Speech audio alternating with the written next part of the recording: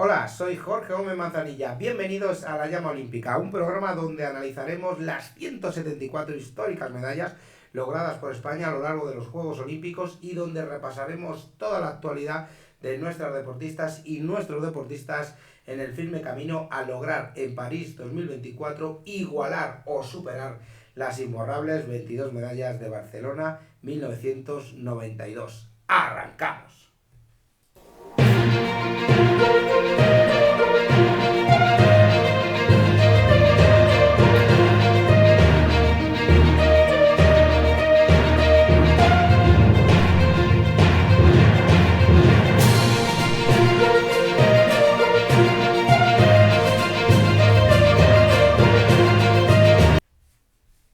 Y en este programa número 22, ya llevamos 22 programas, es el primero de los dos que haremos referentes a los Juegos Olímpicos de Londres 2012. Unos Juegos Olímpicos muy positivos para España, donde lograríamos 17 medallas en ese mismo momento. Pero, empieza el cuestionario, tic-tac, tic-tac.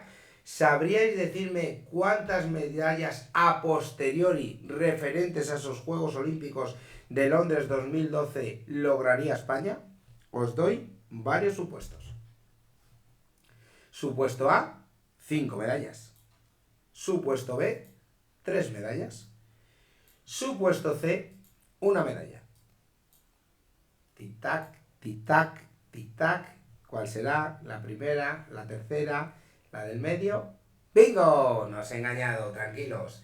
Siempre o casi siempre la del medio. En efecto, 3 medallas. 3 medallas sumó España a posteriori en los Juegos Olímpicos de Londres. Esto hay que explicarlo, aunque lo hemos venido comentando a lo largo de todos los programas de la llama olímpica. España está limpia de dopaje. España está limpia y lucha contra el dopaje. De hecho, hemos conseguido a lo largo de la historia de los Juegos Olímpicos hasta 5 medallas en esa clara lucha, en esa descarada lucha contra el dopaje. Y tras Londres 2012 lograríamos 3 medallas más. En concreto y referentes a Londres 2012 llegaría la medalla de oro de Lidia Valentín en halterofilia. Quedó cuarta durante la competición, pero estaban dopadas las 3 primeras, se recurrió al TAS y al final falló a favor de Lidia, el COI también, y otorgó la medalla. Una medalla que recogería en 2019 a posteriori y nosotros,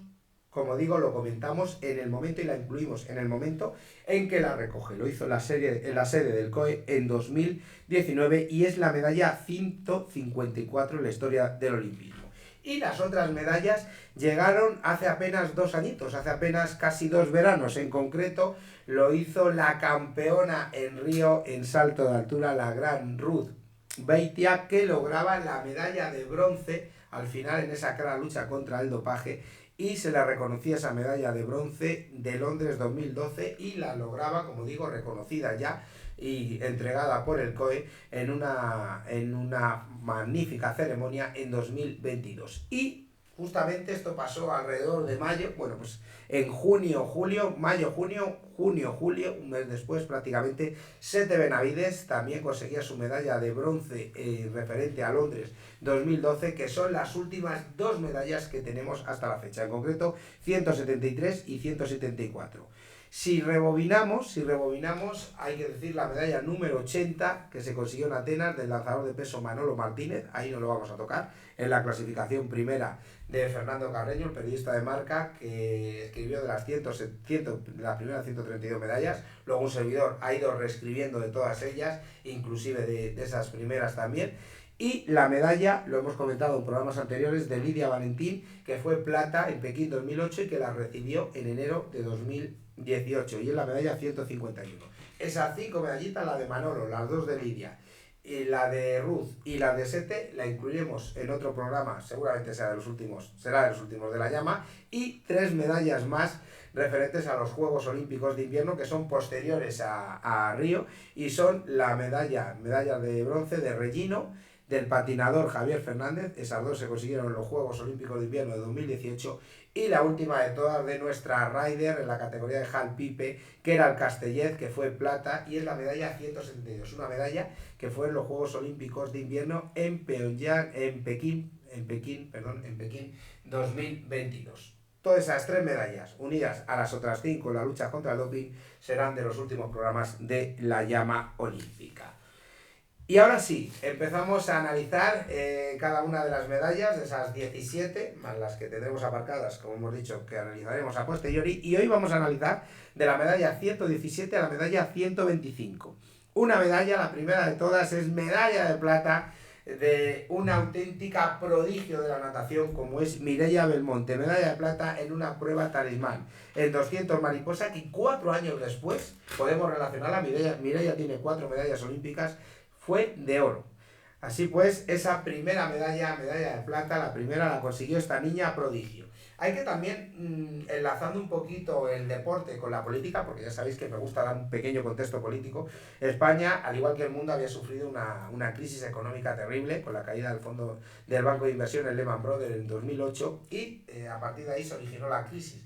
Sí es cierto que el gobierno del socialista José Luis Rodríguez Zapatero negaba que se había crisis, y tardó unos meses más o casi un año en afirmar que había crisis, cuando hablaba de que estábamos en la Champions League de la economía. Bueno, pues esa crisis del ladrillo que tanto afectó a España y dio con tantos puestos de trabajo perdidos y muchas hipotecas también quitadas a mucha gente, originó una terrible crisis económica y lógicamente los recortes aparecieron. De hecho, el gobierno socialista ya no se presenta Zapatero en las elecciones de finales de 2011, sino Rubalcaba, y pierde las elecciones, que gana, al final ya lo consiguió, el líder de la oposición, el presidente del Partido Popular, en ese momento Mariano Rajoy. Hubo muchos recortes que afectaron en muchos ámbitos y entre ellos al deporte. Y de ello, en esos deportes no me gusta tildarlos de minoritarios, sino todo lo contrario, de menos mediáticos,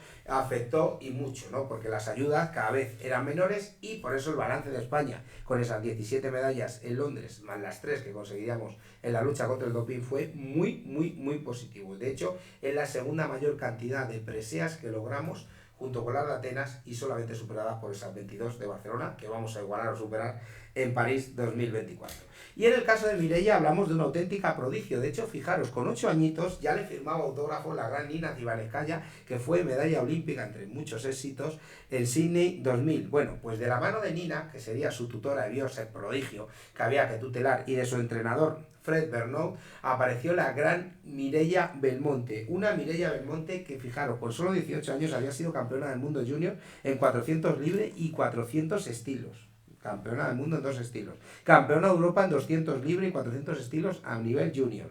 Y había sido olímpica en Pekín, aunque no lograra metal. 4 años después, en Londres 2012, iba a abrir el cajón de las medallas para España. De hecho, había hecho los deberes y había sido en los mundiales de piscina corta, de 25 metros, que no es disciplina olímpica, había firmado ya un enorme palmarés con solo 20 años. En el mundial de Dubái 2 años antes, en 2020, había sido 3 veces campeona del mundo, 3 oros y 1 plata. Y prometió 2 años después, ya con 22 años, en Londres 2012, ser medallista olímpica. De hecho, su entrenador Fred anunció que competiría como todas las prodigios en varias pruebas y lo haría en 4. Lo hizo en 200 y en 400 estilos, en 200 metros mariposa, donde consiguió medalla, y en 800 libre, donde también consiguió medalla. Sin embargo, como hemos dicho, en 200 y 400 no lo consiguió, pero sí lo consiguió en 200 y en 800. La primera medalla, la que abría el cajón, no iba a ser nada sencilla, la plata en 200 metros mariposa, porque enfrente tenía a la china Jiao Liuyan, a la japonesa Nasumi Hoshi y a la estadounidense Kathleen Hersey. En una final donde Mireia sabía que tenía que atacar desde el principio, hizo muy buena salida, era la mejor fondista de todas, de sus rivales, y llegó incluso a ser primera en los giros segundo y tercero. Finalmente logró la medalla de plata, solo superada por 23 centésimas por la campeona olímpica, pero ahí estaba Mireia, que era medalla de plata, subcampeona olímpica, y además batía el récord de España, que estaba en su posesión, en 2.06.25, mejoraba y lo hacía en 2.05.25. Nacía una auténtica leyenda, con 22 años ya era medallista olímpica, la primera de las 2 que conseguiría en Londres, la primera de las 4 que ha conseguido Mireia a lo largo de su carrera. Abríamos el cajón de los metales con esa plata en 200 metros mariposa de la gran prodigio de la natación española, Mireia Belmonte. Segunda medallita, otra gran pionera y otro gran prodigio, Mayalen Churrauz, que en la actualidad tiene 3 medallas olímpicas y que opta a París a conseguir otra medalla.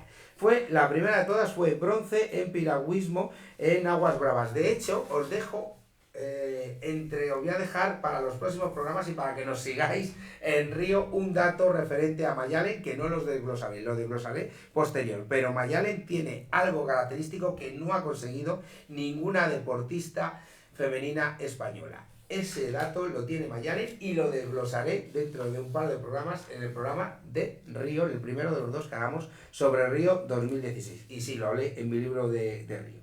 Como digo, la medalla 118, medalla de bronce en piragüismo en aguas bravas, en el K1 Slalom, que son K1 1000, 1 kilómetro, y ahí la gran Mayalen, hay que decir que en este deporte muchas veces, lógicamente, no les damos importancia, desgraciadamente, hasta que no llegan los juegos y las ayudas no llegan y competimos con auténticas potencias. En aguas bravas las potencias son Alemania, Dinamarca y Francia, y ahí estaba España y ahí estaba Mayalen luchando contra esos elementos, romper las barreras y algo importante, certificar en los Juegos Olímpicos los éxitos en Campeonatos de Europa, en Mundiales y en Copas del Mundo. Mayalen, que es una palista nacida en San Sebastián, curiosamente le llegó de una manera muy curiosa esa afición por el piragüismo. Lo probó en unas vacaciones, estando en su localidad natal, y le gustó. Dijo, bueno, voy a probar en esto del piragüismo, slalom o aguas bravas, y ahí se enganchó. Pero, desgraciadamente, tuvo que marcharse de su San Sebastián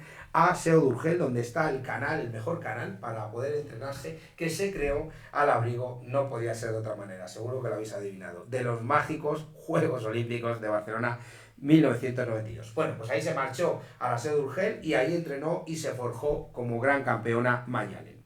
Sin embargo, hay que decir que Mayalen fue olímpica en Pekín 2008, pero hay que decir que progresó y ahí tuvo un pequeño fallo. En ese debut se pasó lo que es una puerta y ahí le dejó fuera de la lucha por los metales. Era joven, ese descaro juvenil, y evidentemente le pasó factura.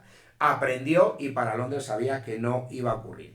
Y el ciclo olímpico fue espectacular. De hecho, camino a Londres fue subcampeona del mundo en 2009, bronce mundial en 2011 y 2 oros en 2 Copas del Mundo. Con la lección aprendida, hay que decir que no se pasó la primera puerta y aseguró el pase a la siguiente eliminatoria. La segunda eliminatoria, ya la del pase a la final, lo pasó también sin dificultades y se metió de lleno en la pomada porque era una gran campeona. Ahí lo atestiguó al ciclo olímpico para poder pelear por medalla. Sin embargo, faltaba la última ronda, la final, y lograr medalla, y ahí no iba a fallar. Hay que decir que también en el caso de una gran campeona tiene que tener el gran día, pero si hay una favorita por encima, como era la eslovaca Ducatova, esa gran campeona y la número 1, también tiene que tener ella el mal día. Y Ducatova lo hizo. Tuvo un mal día y de eso también se aprovechó la buena de Mayalen. La referencia para medalla era en torno a los 105,90 segundos que la había marcado la francesa Emilie Fer, y Mayalen rozó el tiempo, y hay que decir que 26 segundos en la primera posta, por así decirlo, ¿no? Son como varias pruebas, y en concreto pasó sin dificultad la complicada, siempre complicada, puerta 18, y en la 21 solo cometió un error, perdió un poquito la trayectoria, y al final terminó en 106,87, que en ese momento la daba la medalla de plata. No sería de plata, sino que sería de bronce, porque la plata sería para la neozelandesa Ford, que la había superado, y quedaba la polaca Parcienik, que finalmente no pudo con Mayalen, y Mayalen conseguía la primera de las 3 medallas. Medalla de bronce en el K1 Slalom, 1000 metros, 1 kilómetro para la gran Mayalen Churrauz, que en Río se superaría y sería campeona olímpica, y conseguiría un dato curioso que solo es propio de Mayalen. Pero como siempre os digo, esa es otra historia que ya os contaré en concreto dentro de 2 semanas, dentro de 2 programas. Siguiente medalla. Medalla es la cuarta de las 10 que vamos a analizar hoy. La medalla 119. Medalla de plata, nuevamente hay que relacionarla también con la primera, ya sabéis de quién estoy hablando, de la gran Mireia Belmonte. Plata en 800 libre, la segunda de las 4 que lograría y la segunda de las 2 que lograría la gran Mireia. Como digo, abrió el cajón de las preseas para el deporte olímpico español en Londres. Curiosamente, si Mireia era prodigio, siempre hay alguien que es más prodigio que tú, ¿no? Bueno, pues había otra niña prodigio en esta disciplina, en concreto, con 15 añitos solamente, la estadounidense Missy Franklin se proclamaría campeona olímpica. Mireia fue claramente de menos a más, como grandes campeones y grandes campeonas hay que hacer, y en una carrera de fondo Mireia era una experta. De hecho, lo hemos comentado en la primera medalla, era la mejor fondista que hubo en 200 metros mariposa. Y aquí no iba a ser menos. Pudo ir remontando rivales, en concreto a la danesa Lotte Fried, y sumar su segunda medalla olímpica, como digo, con apenas 22 años. La plata de la confirmación de una gran prodigio como era Mireia Belmonte, que se superaría en Río. De momento, con 22 años, plata, primera medalla de la que hemos analizado en 200 metros mariposa, y plata en 400 estilos, segunda medalla en 800 estilos libres, perdón, que hemos analizado en la cuarta medalla, perdón, que hemos analizado en Londres 2012, en ese primero de los 2 programas que vamos a hacer de Londres 2012. Siguiente medalla, la medalla número 5, medalla, no hay quinto malo, y llegaba la medalla de oro, y no podía ser de otro deporte. Siempre se lo digo muchas veces a José Olveira y a Gabriel, ¿no? Evidentemente, a mí la vela es el deporte rey. Vamos a conseguir 2 o 3 medallitas, lo hemos comentado en programas anteriores con José Olveira, pero le va a superar el piragüismo, que ellos hablan de 10 medallas y demás. Pero el piragüismo va a tener que sudar tinta, ¿no? Porque la vela va a conseguir 2 o 3 medallas, y de momento es la más laureada, es el deporte olímpico más laureado, con 21 preseas. Y yo creo que va a salir con 23 o 24 medallas en total, de todas las que ha conseguido tras los Juegos Olímpicos de París. Como digo, otra medalla de oro en concreto en el ERSX windsurfing, el windsurfing olímpico, y ahí España curiosamente tenía 2 grandes rivales y eran españolas. En concreto eran las andaluzas Marina Alabau y Blanca Manchón, 2 enormes campeonas, aunque desgraciadamente solo se podía elegir una, porque el COI, con estas cosas raras de la vida, no permite tener más de una sola representante por país. Y Blanca al final no fue elegida, pero sí fue la gran Marina, que ya había estado en Pekín y había firmado un 4.º puesto, había rozado medalla de cobre, por favor, nunca decir medalla de chocolate, y ahí consiguió esa medallita que llegaría y fue de oro en Londres. Consiguió esa 4ª posición en Pekín y se motivó para conseguir ese reto de grandes campeones y ser medalla olímpica 4 años después. Y de hecho fue un ciclo olímpico espectacular. Lo hizo tanto Marina como Blanca. Marina, en el caso de Marina, campeona del mundo en 2009, bronce mundial en 2011 y plata mundial en 2012. Además de 3 campeonatos de Europa, ahí es nada, tricampeona de Europa en 2009, 2011 y 2012. Mientras que Blanca Manchón tampoco se quedaba atrás, con un enorme palmarés, contaba con un mundial en 2020 y un subcampeonato del mundo, ahí es nada, en 2009. El que ganó, hicimos doblete, ganó en 2009, ganó Marina, y subcampeona Blanca. Bueno, ya en Londres, Marina buscaba no solamente ser, como hemos dicho, medalla olímpica, sino ser campeona olímpica. Sabía de sus posibilidades y así lo iba a hacer. De hecho tenía una gran rival para enfrentarse y para poder, que le quería impedir ese deseo, y era la polaca Sofia Klepacka, era su gran rival. Pero Marina dominó la prueba, dominó de principio a fin, dominó la mayoría de las regatas, estuvo siempre al frente durante las 10 primeras regatas, y antes de la medal race superó en 7 puntos a la polaca. Le bastaba, como le dijo el bueno de Iker Martínez, otra de las grandes leyendas de la vela española, le bastaba lógicamente con asegurar, con estar entre los 7 primeros puestos de esa medal race para poder ser oro. Pero ella era una gran campeona y quería ganar, y sin ninguna duda, con total merecimiento, que no hubiera ninguna duda, y a lo grande, entrando por la puerta grande, y ganó la medal race y fue campeona olímpica en Londres 2012, la gran Marina Alabau. Siguiente medalla, la medalla número 6 que vamos a analizar y la 121 la historia del COE.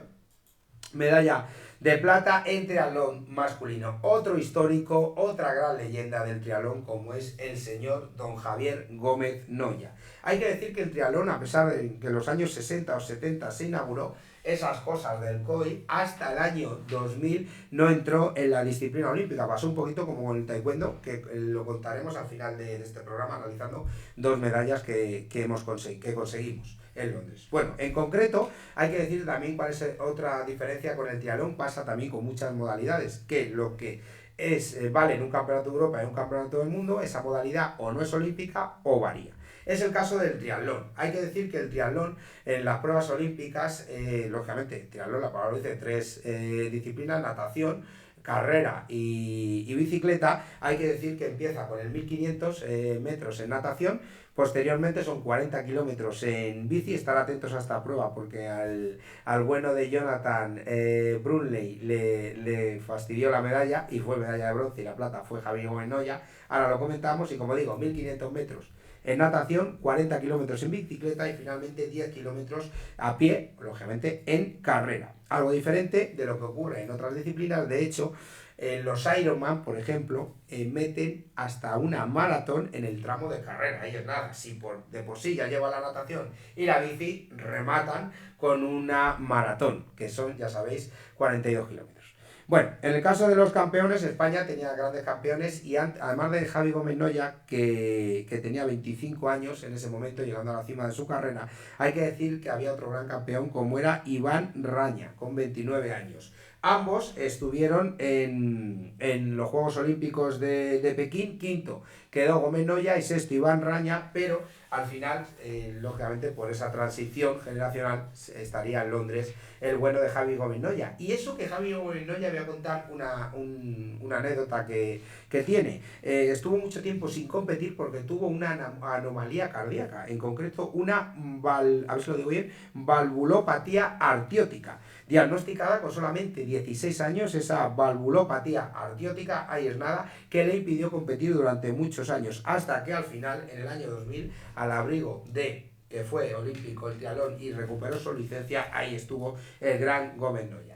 Y en cuanto a la carrera, no iba a ser nada sencillo porque nos teníamos que enfrentar con los británicos, los hermanos, como he dicho hace unos minutos, los hermanos Brunley, tanto Alistair como Jonathan. Y ahí, en teoría, ellos eran favoritos al oro y plata. Pero, amigo, hubo un detalle que le afectó mucho al bueno de Jonathan. Y es que fue penalizado con detenerse 15 segundos porque en la transición de la natación, de la zona de transición de la natación a la bici, ahí se subió antes a la bicicleta, eso está prohibido, le penalizaron, cogió distancia, le valió a Gómez Noya para ponerse en segunda posición, no le valió para ser campeón olímpico, porque el Alistair, el otro hermano, fue campeón olímpico, pero sí para meterse entre los dos hermanos y ser plata olímpica. Medalla de plata en triatlón, gran joven Javi Gómez Noya, una auténtica leyenda, y que siempre lo digo, desgraciadamente su lesión en Río en 2016 nos impidió conseguir medalla, y seguramente con Javi Gómez Noya y algunas más medallitas que los iremos desglosando, que se nos quedaron en el tintero en forma de lesiones y algunos pequeños errores, hubiéramos conseguido las 22 medallas de Barcelona. Para mí es donde más cerca nos quedamos, a pesar de que en Londres conseguimos 20, a posteriori con esas 3 en la lucha contra el doping, y que en Atenas 2004 también conseguimos 20. Lo más cerca para mí que estuvimos fue en Río, con esas 17 y 7 de ellas de oro. Siguiente medallita, séptima medalla de las que vamos a analizar hoy, en la 122, medalla de plata en natación sincronizada, en dúo. Hay que rebobinar un poquito con lo que pasó en Pekín y también en Atenas. En Atenas Gemma no pudo conseguir medalla, era cuando, hay que decir que la natación se llama ahora artística, antes se llamaba sincronizada. Bueno, pues la parcialidad que tiene Rusia es terrible. Rusia tiene parcialidad en todo. Rusia tiene parcialidad y le permiten hacer de todo. O sea, es terrible deportivamente. Yo no me voy a meter en el aspecto político, pero el aspecto deportivo es una sucesión continua de saltarse el reglamento. Pero le reclaman. y realmente la parcialidad de los jueces es terrible. En aquellos momentos Rusia estaba descaradamente con un favor de jueces que siguió teniendo, pero a España le costaba superar a China, a Japón, Estados Unidos, y lo hemos comentado en programas anteriores, había una gran campeona como era la gran pionera Gemma Mengual. Durante años estuvo con Paola Tirados y en los Juegos Olímpicos de Pekín entró con Andrea Fuentes y ahí conseguimos 2 medallas.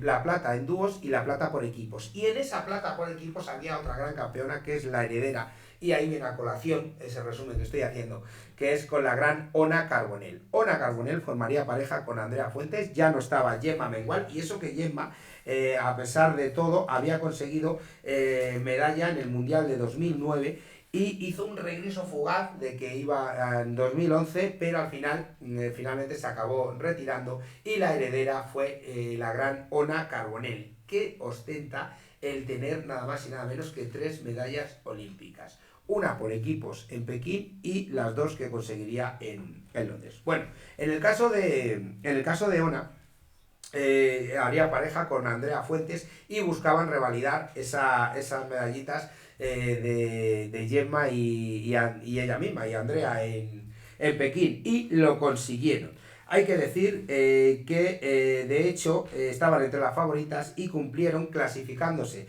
para la final. Siempre apuestan por el ejercicio técnico y sobre todo en el libre. Ahí es donde España quiere conseguir la máxima puntuación posible, que le dan el 10 a Rusia, pero a España estar lo más cerca del 10 para mejorar posibles variaciones con el tema técnico.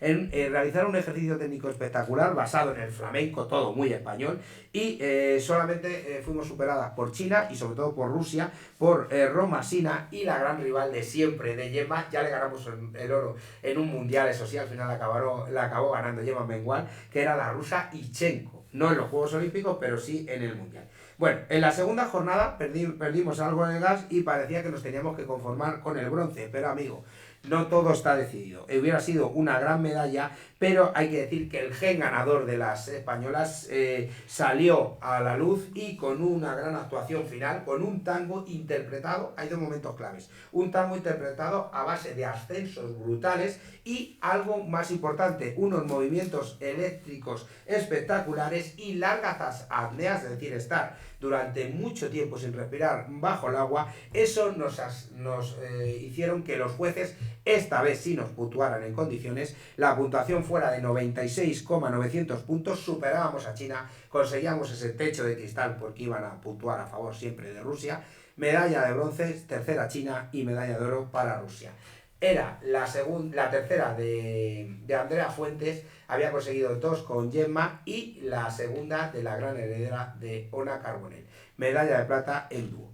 Siguiente medalla 123, y es otra plata que se abran las puertas del Rey de Reyes, con permiso de Cravioto, que está empatado y que yo creo que lo va a superar en París, consiguiendo medalla con el K4.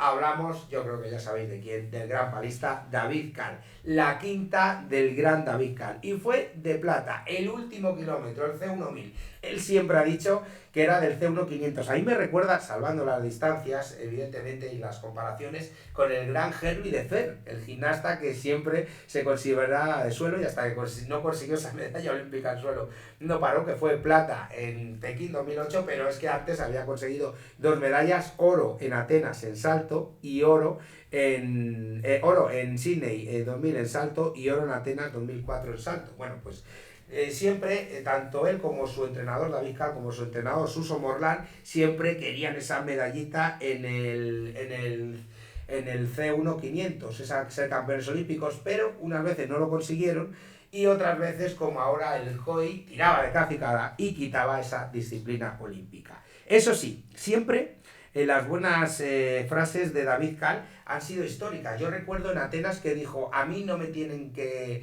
yo no voy a perder, a mí me tienen que ganar. Y ganó el oro a Andreas Dimmer en C1000 y fue, lo dice que sí nuestro técnico, el C1500 que consiguió la medalla de plata.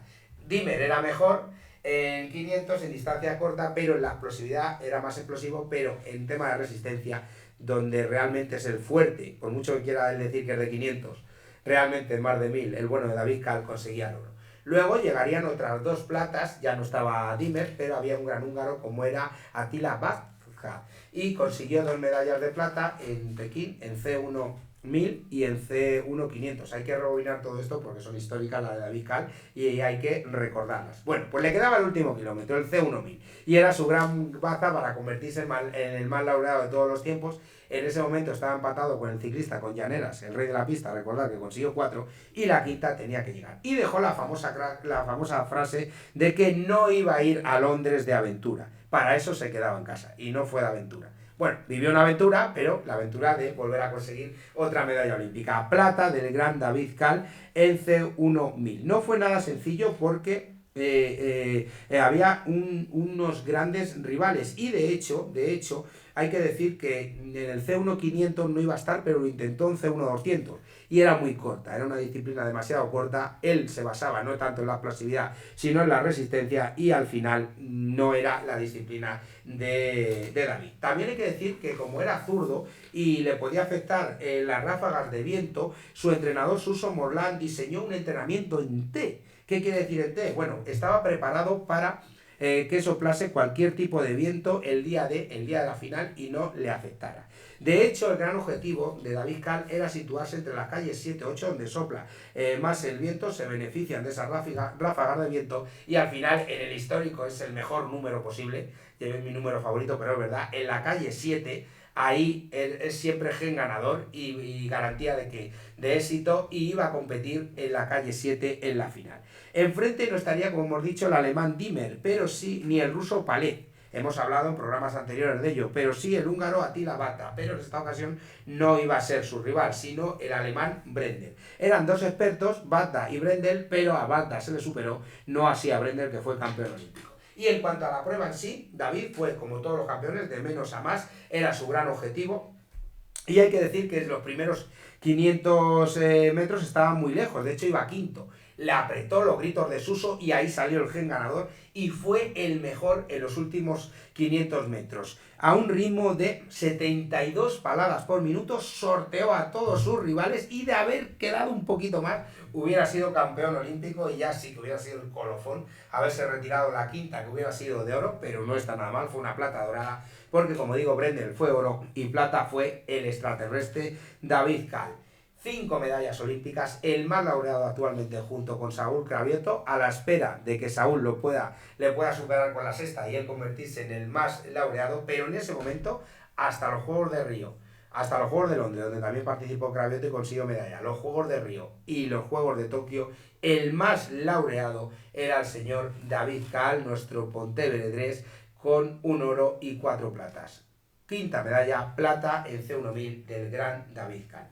Siguiente medalla, la 124. Bueno, pues hay que decir que esa medalla fue de oro. Hablamos del taekwondo, lo he comentado hace unos minutos. Cerraremos este programa con 2 medallitas que hay que interrelacionarla, una de oro y otra de plata en taekwondo. De Joel, oro en 78 kilos masculino, y la plata en categoría femenina de Brigitte Yagüe.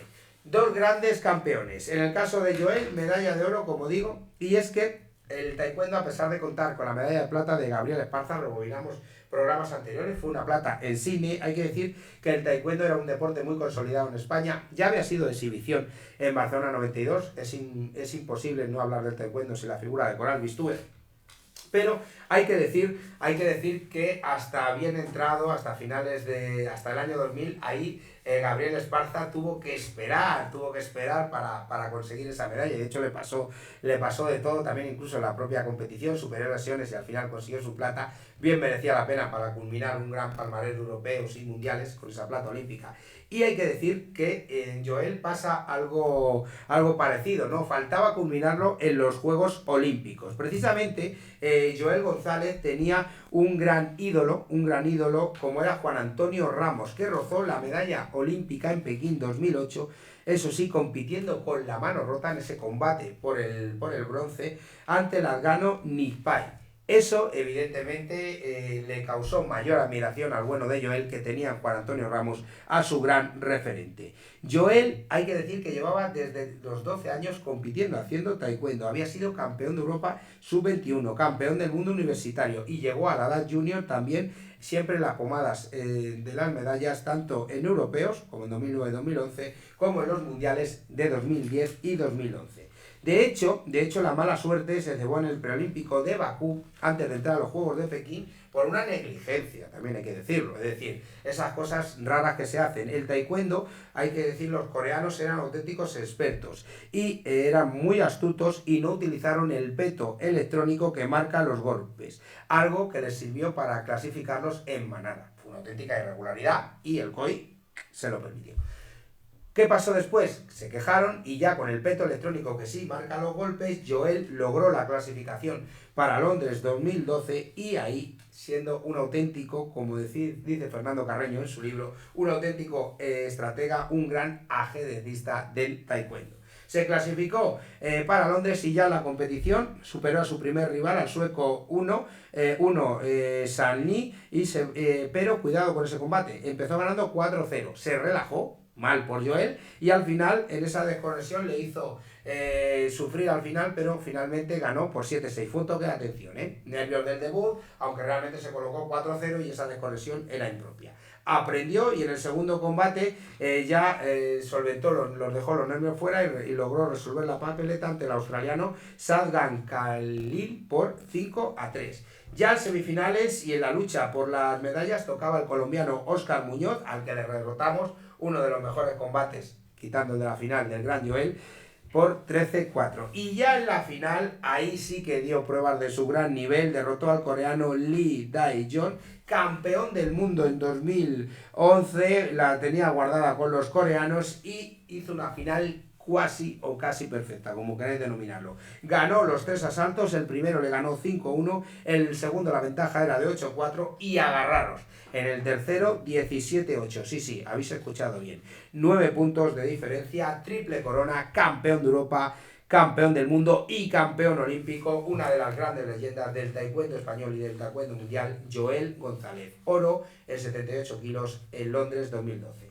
Y la siguiente medalla, ya para cerrar y relacionarla, plata en taekwondo de la gran Brigitte Yagüe. Esto hay que contarlo, hay que decir que era una auténtica referencia Brigitte Yagüe antes de Londres 2012, pero se hizo un programa de captación de grandes talentos. Es decir, a finales del siglo XX había grandes talentos y se hizo un reportaje donde se hablaba de un joven tenista, un tal Rafael Nadal, creo que os suena, otro joven de motociclismo, un tal Jorge Lorenzo, creo que también os suena, y ahí estaba la buena de Brigitte Yagüe en taekwondo. Y curiosamente, cuando empezaron a ganar Rafa Nadal y Jorge Lorenzo, un día viendo la tele, Brigitte Yagüe dijo, anda, los chicos del reportaje. Y ahí, efectivamente, eran los chicos del reportaje. Era Rafa, era Jorge y faltaba Brigitte. Brigitte, que le faltaba, como ha pasado con muchos deportistas, éxitos en europeos, éxitos en mundiales, faltaba rubricarlo en los Juegos Olímpicos, que es lo que nos pasa al deporte español en general. Vivimos nuestro siglo de oro, nosotros no nos cansamos de repetirlo programa tras programa, hemos conseguido grandes cosas en los 24 años del siglo de oro, en europeos y en mundiales, pero falta refrentarlo en los Juegos y por lo menos igualar o superar las 22 medallas de Barcelona. Y lo vamos a hacer en París. Bueno, pues en el caso de Brigitte hay que decir que en 2004 compitió mal, era joven, era la inexperiencia en los Juegos Olímpicos y en Pekín estuvo lesionada. Pero tenía el objetivo en mente en Londres y no lo iba a desaprovechar. De hecho, hizo un ciclo olímpico espectacular. Había sido subcampeona del mundo, primero fue en 2001, pero había sido campeona de Europa en 2002, campeona del mundo en 2003, campeona de Europa en 2004. Pasó todo lo que pasó entre esos juegos y de camino a Londres no lo iba a desaprovechar, estaba entre las grandes favoritas y le faltaba rubricar esos éxitos en europeos y en mundiales en los Juegos Olímpicos, siguiendo la estela de grandes leyendas como Gabriel Esparza y teniendo en mente a grandes campeones como Elena Benítez, Fran Martínez o Jesús Tortosa. Ahí iba a estar la buena de Brigitte. Y en la competición arrolló, debutó, esta no tuvo nervios como Joel, a la panameña Caster, posteriormente en segunda ronda a la mexicana Alegría y ahí sumó sus 2 primeras victorias. La tercera Fue un combate más complicado ante la tailandesa. Siempre hay un combate que es el que te hace o ganarlo o perderlo todo, en el sentido de que se complica, y si cuando pasas esa eliminatoria, pasas ese combate, sobre todo pasa lógicamente en estos deportes de combate, ahí se ve que puedes ser campeón o campeona. Y fue el caso de Brigitte. Ante la tailandesa, Chanatip Sokam la nos tuvo contra las cuerdas. De hecho, iba perdiendo 9-3 la española, pero remontó. Faltaba solamente minuto y medio. Estaba totalmente, técnicamente, deportivamente hablando, muerta Brigitte. Pero remontó, hizo 2 puntitos, y ahí es donde le entra el miedo. Es decir, cuando le metes presión al rival que te va ganando, le entra el miedo a decir, oye, ¿y si puedo perder? 2 puntitos, 9-5, y al final patada giratoria tipo de Jean-Claude Van Damme, 9-8, a falta de 5 segundos para el final, totalmente desquiciada ya la buena de Chanatip, porque sabía que iba a perder, y eso que iba ganando por 1 punto, y al final, punto final de Brigitte, y al final 2 puntos más, 9-10, y a la final como gran campeona, remontando, apelando a la épica, y ahí iba a estar. Posteriormente, en la final, ya con su medalla olímpica, iba a luchar contra la china Jinggu Gu, pero al final fue superior. Es cierto que la china estaba a otro nivel y ganó 8-1. Pero ahí estaba esa medalla de plata con 31 años de la gran Brigitte Yagüe, otro de los grandes prodigios como Rafa y Jorge Lorenzo. Los chicos del reportaje seguían consiguiendo medallas. De hecho, Jorge Lorenzo no lo puede hacer porque no es de disciplina olímpica, aunque ha sido campeón del mundo, pero Rafa Nadal es 2 veces campeón olímpico, y Brigitte Yagüe era plata dorada, subcampeona olímpica. Conseguía finalmente su objetivo que había conseguido en europeos, en mundiales, faltaba refrendar los Juegos Olímpicos, y finalmente lo hacía. Medalla de plata para Brigitte Yagüe.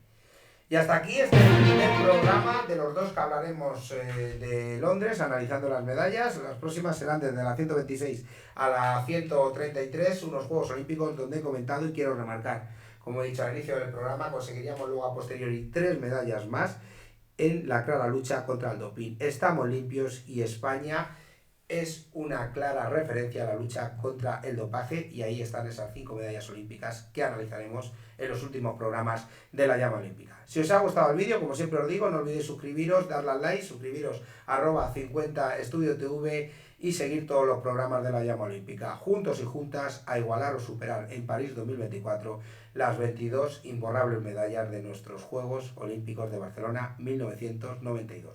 Un saludo y hasta el próximo vídeo.